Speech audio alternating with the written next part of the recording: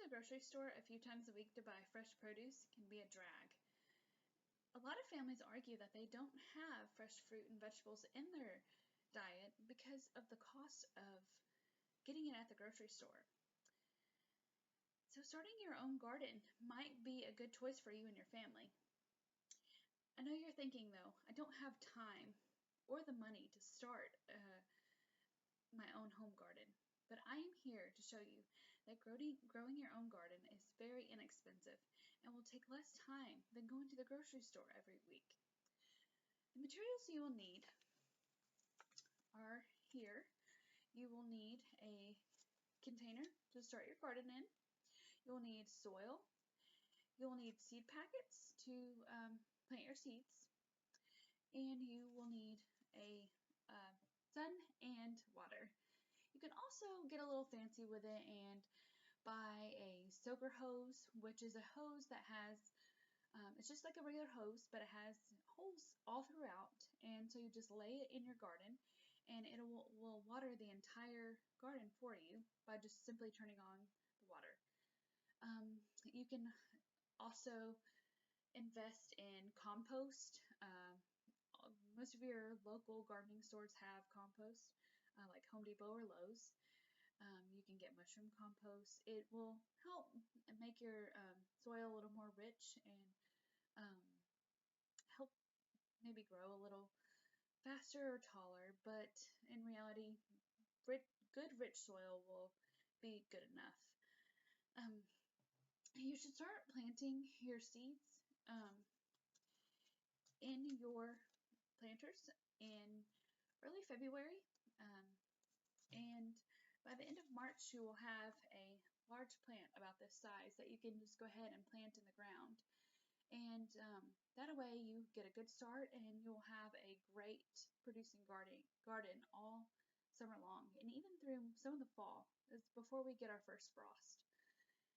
And so you will just take your container and you will add a little bit of soil into each individual planter, and I've added a little bit of soil to this one.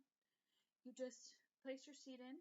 Every packet has instructions on the back, whether you choose to grow squash or corn or watermelon. They all have instructions.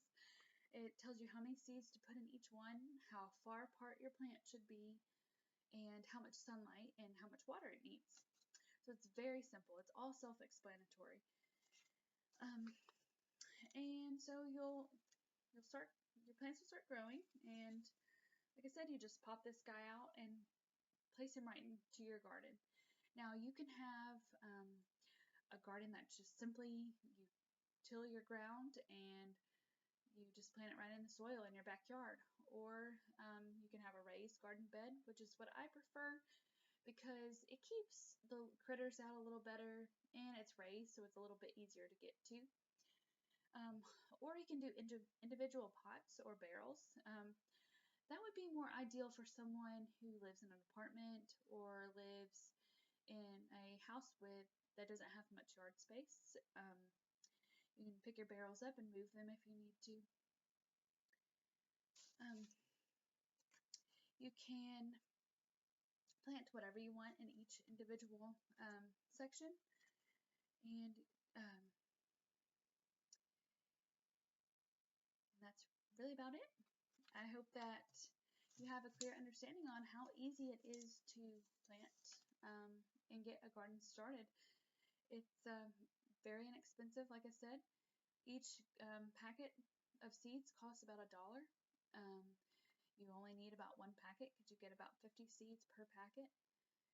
Gardening tray is about $6, and you can plant up to 72 plants in a large garden tray. And that is about it. I hope that you enjoyed learning how to start your own garden. Have a great day.